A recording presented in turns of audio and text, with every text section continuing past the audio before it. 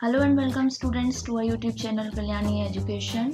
आज के इस वीडियो में हम कवर करने वाले हैं क्लासिफिकेशन ऑफ रिसोर्सेज, जो कि क्लास 10th की बुक कंटेम्प्रेरी इंडिया में है और चैप्टर फर्स्ट में ये टॉपिक है। क्वेश्चन आंसर फॉर्म में हम इस टॉपिक को कंप्लीट करेंगे। Let's start. अगर आप चैनल पर नए हैं तो चैनल को सब्सक्राइब कर लीजिए। चलिए शुरू करते हैं। क्वेश्चन है, व्हाट इज रिसोर्स?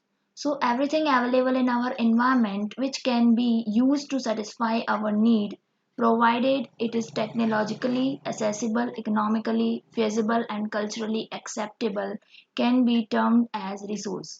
तो हमारे environment में जो भी things available हैं जो कि हमारी needs को satisfy करती हैं और जो हमारे नेचर ने हमको प्रोवाइड किए हैं और टेक्नोलॉजिकली हम उनको एसेसिबल कर सकते हैं, इकोनॉमिकली वो बहुत ज़्यादा फेजिबल है, हमारे लिए आसानी से प्राप्त की जा सकती है, कल्चरली एक्सेप्टेबल है और हमारा कल्चर उसको एक्सेप्ट कर सकता है। इनको हम जानते हैं रिसोर्सेज के तौर पे। ठीक है, क्वेश्चन रेज होता है, how can we use natural resources? हम नेचुरल रिसोर्सेज को कैसे यूज करेंगे? The process of transformation of things, जो प्रोसेस है ट्रांसफॉर्मेशन करने की चीज़ों की अवेलेबल इन आवर एनवायरनमेंट, हमारे एनवायरनमेंट में अवेलेबल है, involve an interactive relationship between nature, technology and institution. इसको हम और भी ज़्यादा अच्छे से बना सकते हैं। कैसे? अगर नेचर, टेक्नोलॉजी और इंस्टीट्यूशन के बीच में एक रिलेशन बनाया जाए। Human beings interact with nature through technology and create constitutions to accelerate their economic development. तो क्या करते हैं ह्यूमन बींग्स? क्या करते हैं? नेचर से इंटरेक्ट करते हैं, टेक्नोलॉजी डेवलप करते हैं और एक ऐसा इंस्टीट्यूशन एक्सेलरेट करते हैं जिसके जरिए हम ज़्यादा से ज़्यादा प्रोड्यूस कर सकें, रिसोर्सेज को ज़्यादा से ज़्यादा यूटिलाइज कर सकें और हमारे इकोनॉमिक डेवलपमेंट भी कर सकें। अगला है, do you think that resources are free gift of nature as it assumed by many? कई लोग सोचते हैं कि जो नेचर है, जो रिसोर्सेज है जो नेचर ने दिए हैं वो सारे के सारे फ्री गिफ्ट हैं। They are not. Resources are a function of human activity. Resources क्या है? ह्यूमन एक्टिविटीज के फंक्शन है। हमें डायरेक्ट कोई भी चीज नेचर नहीं देती है, उसको हमें यूटिलाइज करके अपनी नीड में लेके आना होता है। So human beings themselves are essential components of resources. तो ह्यूमन बींग्स जो हैं वो खुद एसेंशियल कंपोनेंट्स हैं रिसोर्सेज के। They transform material available in our environment into resources and use them. तो क्या करते हैं कि जो भी अवेलेबल मटेरियल है एनवायरनमेंट में उसको ट्रांसफॉर्म करते हैं और यूज करते हैं। अगला है, रिसोर्सेज को कैसे डिवाइड, इसका क्लासिफिकेशन किया है, नेचुरल एंड ह्यूमन में किया है। नेचुरल में इसको आगे जाके फर्दर दो भाग में डिवाइड करते हैं, renewable and non renewable. Renewable divided into two parts, continuous और फ्लो बायोलॉजिकल। कंटिन्यूअस फ्लो में विंड और वाटर आते हैं जो कंटिन्यू फ्लो में रहते हैं। बायोलॉजिकल में नेचुरल वेजिटेशन आएगा, फॉरेस्ट आ जाएंगे और वाइल्ड लाइफ आ जाएगा। वहीं नॉन रिन्यूएबल की बात की जाए तो इसमें रिसाइकेबल मेटल्स आएंगे और नॉन रिसाइकेबल मेटल्स आएंगे, जैसे कि फॉसिल फ्यूल्स। ह्यूमंस में स्ट्रक्चर्स ऑफ एंड इंस्टीट्यूशंस आएंगे और वहीं पे दूसरा होगा जो quantity and quality. These resources can be classified in the following ways. First रहेगा on the basis of origin. Origin के बेस पे हम इसको बायोटिक और अबायोटिक में डिवाइड करते हैं।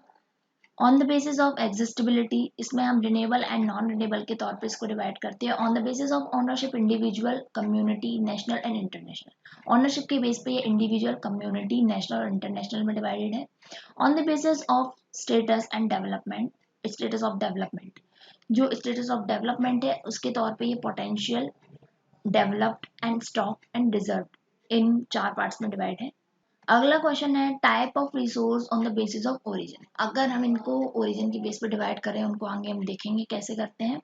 बायोटिक रिसोर्सेज क्या होते हैं? They are obtained from biosphere and have a life such as a human being, flora and fauna, fisheries and life stocks ETC. तो जो बायोटिक रिसोर्सेज है वो हमें कहाँ से ऑब्टेन्ड होते हैं? वो हमें ऑब्टेन्ड होते हैं नेचर से, जिनमें लाइफ हो, flora, fauna, fisheries, life stock, ये सारे के सारे बायोस्फीयर के पार्ट होते हैं। Abiotic resources, all those things which are composed of non-living things are called abiotic resources. ऐसी चीजें जो कि नॉन लिविंग थिंग से कंपोज्ड हुई हैं उनको बोलते हैं abiotic resources, जैसे कि एग्जांपल के लिए रॉक्स एंड मेटल्स। अगला है ऑन द बेसिस ऑफ एग्जिस्टिबिलिटी। एग्जिस्टिबिलिटी के बेसिस के आधार पे, जो बेस है उसके थ्रू हमने इसको डिवाइड किया है टू पार्ट्स में। पहला है रिन्यूएबल रिन्यूएबल रिसोर्सेज। सो रिन्यूएबल रिसोर्सेज क्या है? The resources which can be renewed or produced by physical, chemical and mechanical processes are known as renewable or replenishable resources. तो ऐसे resources जिनको renew किया जा सकता है या reproduce किया जा सकता है किसके थ्रू? फिजिकल, केमिकल और मैकेनिकल प्रोसेस के थ्रू, इनको क्या बोला जाएगा? रिप्लेनिशेबल रिसोर्सेज। जैसे कि फॉरेस्ट है, अगर कोई पेड़ हमने काटा है तो वहां पर हम नया पेड़ लगा के उसको वापस से उसी फॉर्म में ला सकते हैं। For example solar and wind energy. Solar energy क्या है? रिन्यूएबल है, लगातार हमें मिल रही है। विंड एनर्जी भी है, वाटर है, फ्लो कंडीशन में है, उसके थ्रू हम हाइड्रो इलेक्ट्रिक बना रहे हैं। फॉरेस्ट है, वाइल्ड लाइफ है, etc. द रिन्यूएबल रिसोर्सेज में further be divided into continuous और फ्लो। तो जो रिन्यूएबल रिसोर्सेज हैं उनको आगे जाके भी हम टू पार्ट्स में डिवाइड कर सकते हैं, कंटिन्यूअस और फ्लो में। नॉन रिन्यूएबल रिसोर्सेज क्या है? These occur over a very long geological time. ये क्या है? एक बहुत लंबे जियोलॉजिकल टाइम के बाद बनते हैं। Minerals are fossil fuels for example of such resources. जो मिनरल्स हैं, फॉसिल फ्यूल्स हैं, इनके एग्जाम्पल है जिनको बनने में बहुत लंबा जियोलॉजिकल टाइम लगा है। These resources take millions of years in their formation. इन रिसोर्सेज को बनने में मिलियंस ऑफ ईयर्स का टाइम लगता है। Some of the resources like metal are recyclable and some like fossil fuels cannot be recyclable and get exhausted with their use. इनमें से क्या है? जो कोल है, गैस है, ऑयल है, इनको रिसाइकल नहीं किया जा सकता है, रीऑप्टेन नहीं किया जा सकता है। अगर एक बार खत्म हो जाते हैं तो हमें वापस नहीं मिलेंगे। और वहीं पे कुछ ऐसे भी होते हैं, मेटल्स हैं, मेटल्स को क्या है? रिसाइकलेबल के थ्रू उसको नई चीज में, प्रोसेस में बदला जा सकता है। On the basis of ownership, ownership के बेस पे इंडिविजुअल रिसोर्सेज जो हैं, these are also owned privately by individuals. किसी एक इंडिविजुअल के अंडर में आते हैं जो रिसोर्सेज, वो ये हैं। Many farmers own land which is allotted to them by government against the payment of revenue. कुछ ऐसे फार्मर्स हैं जिनको लैंड अलॉट कराई गई है गवर्नमेंट के द्वारा, किसके अगेंस्ट? जाके पेमेंट ऑफ रेवेन्यू के। In villages there are people with land ownership but there are many people who are landless। क्या होता है कि विलेजेस में कई लोग ऐसे हैं जिनके पास लैंड है तो वो उनके ऑनर है, कई लोगों के पास लैंड नहीं है। अर्बन पीपल के साथ क्या है इशू? कि urban people own plots, houses and other property, plantation, partial land, ponds, water in well, etc.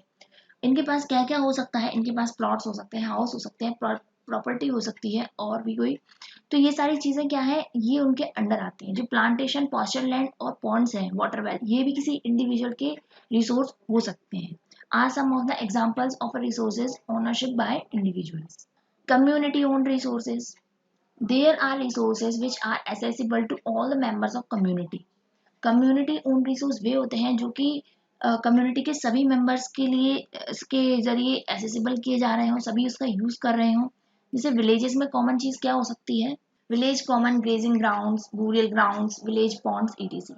तो विलेजेस में ग्रेजिंग ग्राउंड है, बूरियल ग्राउंड है, विलेज पॉन्ड है, ये सारे के सारे कम्युनिटी यूज कर सकती है उसका। Public parks, picnic spots, playground in urban areas are de facto accessible to all the people living there।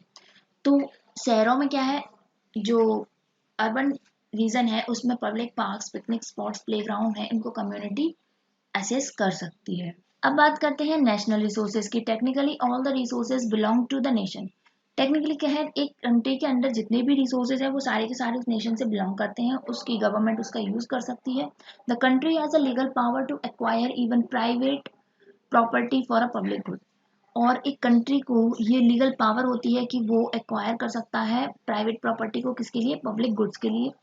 You might have seen roads, canals, railway being constructed on field owned by some individuals. आपने roads देखी होंगी, canals, railway, ये सब देखे होंगे। ये सब government construct कराती है और हो ना हो ये कहीं ना किसी इंडिविजुअल की लैंड पे जरूर आता होगा। उस इंडिविजुअल से उस लैंड को एक्वायर करना गवर्नमेंट के लिए बहुत आसान है, क्योंकि वो सारा का सारा गवर्नमेंट के अंडर आता है। वहां पर आप एक गवर्नमेंट क्या करती है? एक उनको मनी देती है और जिसके थ्रू उनकी लैंड को एक्वायर कर लेती है। अर्बन डेवलपमेंट की बात करें तो authorities get empowered by the government to acquire land. Urban development authorities के पास ये पावर होती है कि वो किसी की भी लैंड को एक्वायर कर सकते हैं। All minerals, water resources, forest, wild life, land within the political boundaries and oceanic area up to 12 nautical miles from the coast termed as a territorial power and resources therein belong to the nation. तो किसी भी nation के under जो water है, minerals हैं, forest है, wildlife है, जितना भी रिसोर्स है वो यूज कर सकते हैं उसकी लैंड का। और उसी के थ्रू ओशनिक एरिया में अगर बात करें तो 12 नॉटिकल माइल्स के आगे, 12 नॉटिकल माइल्स का जो जोन है उसके अंदर जो भी रिसोर्सेज है उसका यूज कौन कर सकता है, वो नेशन कर सकता है। चलो बात करते हैं कि नॉटिकल माइल्स क्या है। जैसे कि किसी भी नेशन का, चलिए मान लीजिए कि इंडिया का सदर्न रीजन है जो कि कोस्टल रीजन है, इस तरफ अरेबियन सी है, यहाँ पर आपका इंडियन ओशन है और इधर बे ऑफ बंगाल है। तो ये जो कोस्टल रीजन है यहाँ से लेके 12 नॉटिकल माइल्स तक, 12 नॉटिकल माइल्स मीन जैसे कि हम अगर लैंड पे कभी भी मेजरमेंट करते हैं तो उसको किलोमीटर्स मीटर्स में करते हैं, और ऐसे ही जब हम ओशन में करते हैं तो इसको हम कैसे करते हैं, नॉटिकल माइल्स में करते हैं। तो मान लीजिए यहाँ से लेके यहाँ तक का 12 नॉटिकल माइल्स का, 12 नॉटिकल माइल्स का ये रीजन है। तो यहाँ तक का जितना भी रिसोर्सेज है वो इंडिया उसको यूज कर सकता है। कहाँ से कहाँ तक, नॉट इवन देयर, मान लीजिए ये पूरा 12 नॉटिकल माइल्स। इंटरनेशनल रिसोर्सेज की बात करते हैं। There are international institutions which regulate some resources. The oceanic resource beyond 200 nautical miles of the exclusive economic zone belong to open ocean, and no individual country can utilize these without the concurrence of an international institution. तो international institutions जो हैं जो कि regulate करते हैं resources को, जो कि ओशियनिक रीजन से बियॉन्ड है 200 नॉटिकल माइल से।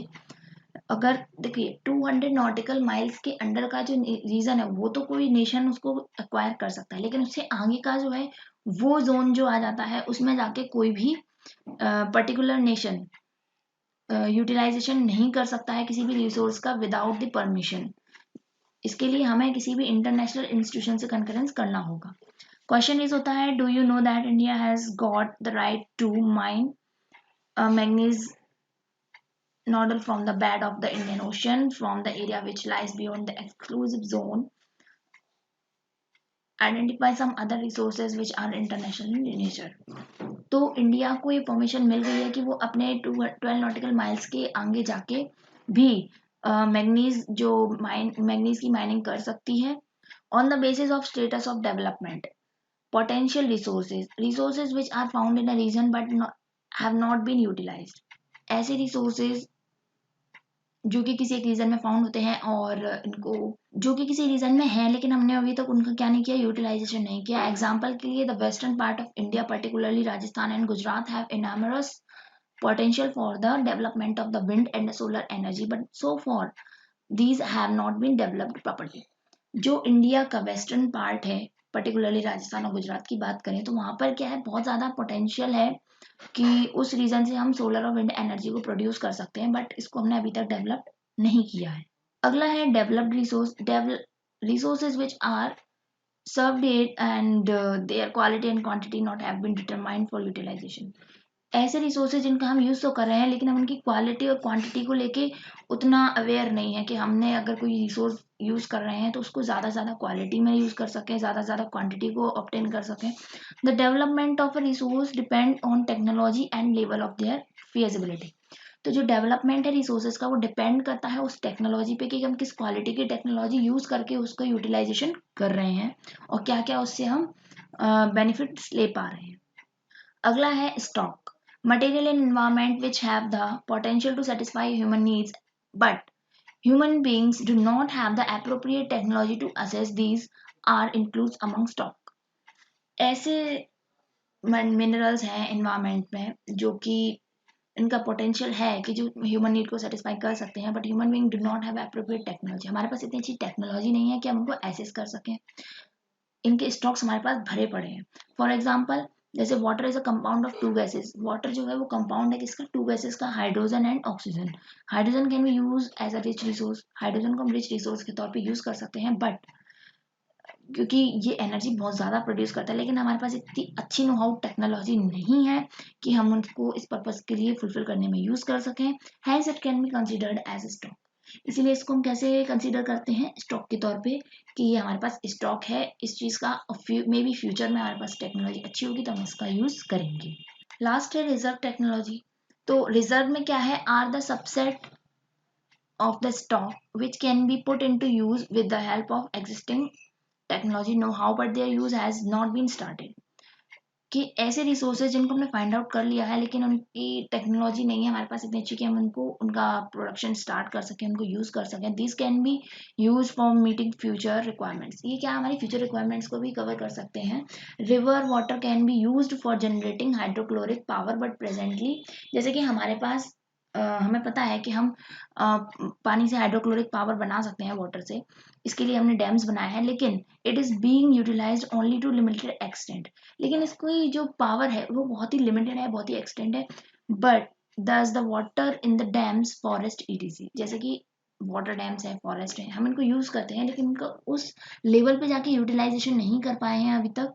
It is a reserve which can be use in the future, इसीलिए इसको रिजर्व बोला गया है कि ये हमने रिजर्व करके रखे हैं फ्यूचर के लिए। फ्यूचर में जाके इनको बहुत अच्छे से क्वालिटी और क्वांटिटी को बहुत ज़्यादा बढ़ा के यूज़ कर सकते हैं।